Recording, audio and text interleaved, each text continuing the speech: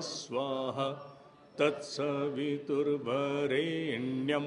भर्गो देवस्य धीमहि धियो यो नः प्रचोदयात्। भारतीय मर्म की विश्वास धाराओं का एक बड़ा महत्वपूर्ण प्रतीक है गंगा, गौ, गायत्री। धार्मिक पृष्ठभूमि से इसका श्रवण हम लोग तब से करते आ रहे हैं जब से हमारा जन्म हुआ। गंगा के विषय में, गौ के विषय में, गायत्री के विषय में कोई व्यक्ति अनभिज्ञ हो ऐसा मुझे प्रतीत नहीं होता है। लेकिन इतनी महानता इनकी क्यों है, इतनी महत्ता क्यों कर है इनकी? इन तीन आस्था के प्रतीक के प्रति हम अत्यधिक श्रद्धा क्यों व्यक्त करते हैं?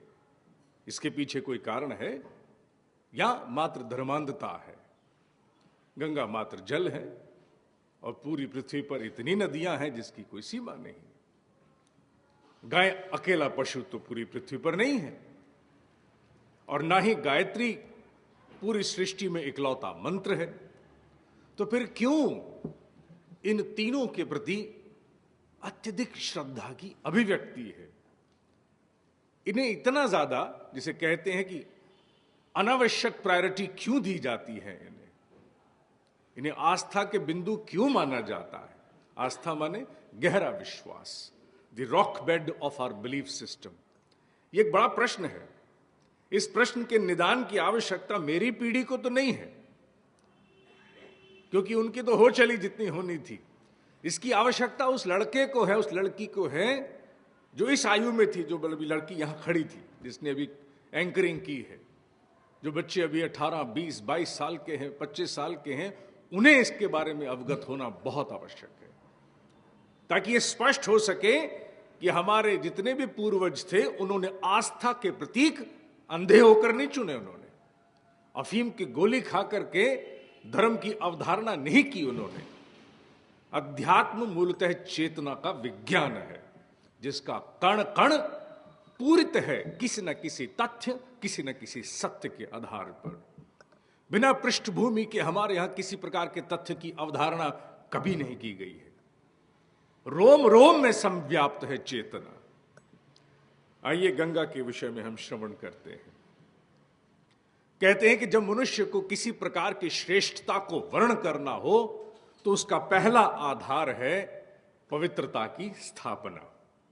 श्रेष्ठता माने दिव्यता, दिव्यता माने अपने भीतर की उन अवस्थाओं को जागृत कर पाना जो सामान्य जीवन में जागृत नहीं होती है। अच्छा, कौन सी क्षमताएं हैं वो क्षमताएं हैं जो हर जीव में निहित हैं, लेकिन क्योंकि इस जीवन सामान्य घटनाक्रम के चक्र में ही उलझ जाता है, इसलिए उन क्षमताओं पर विवरण कभी नहीं आता।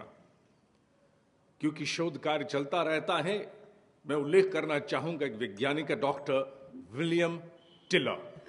Doctor William tiller quantum physicist हैं अब क्वांटम के विषय में यहां अनेकों बार चर्चा हुई है कि क्वांटम शब्द का प्रयोग करने का एक ही अभिप्राय है, जहां पहुंचकर वैज्ञानिक अब आगे कोई सूत्र नहीं पकड़ पा रहा, लेकिन घटनाएं घट रही हैं, अर्थात where mathematic ceases to accomplish any conclusion, लेकिन थिंग्स आर हैपनिंग, उन्हें कहा गया क्वांटम माने पॉसिबिलिटी, सब कुछ हो सकता है। और एक अलग धारा शुरू हो गई है क्वांटम साइंसेज, जिसमें क्वांटम फिजिक्स एक अलग धारा है, क्योंकि उन्होंने देखा है कि परमाणु के व्यवहार के पीछे कोई तर्क काम नहीं करता। 2 + 2 4 नहीं है, 2 दूनी 4 भी नहीं है, 2 - 2 0 भी नहीं है, कुछ अलग ही दुनिया है जो इस सृष्टि के जितने भी नियम हम जानते हैं उससे भिन्न है। वहां जन्म होता है क्वांटम साइंसेस का।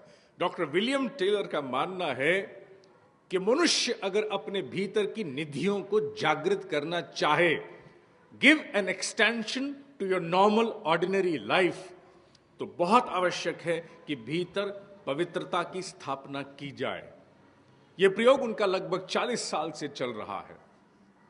डॉक्टर विलियम टिलर जैसे क्वांटम फिजिसिस्ट की मदद से ये क्यों चर्चा हो रही है, पवित्रता पावनता की स्थापना की चर्चा क्यों है, विलियम टिलर का उससे क्या लेना देना है?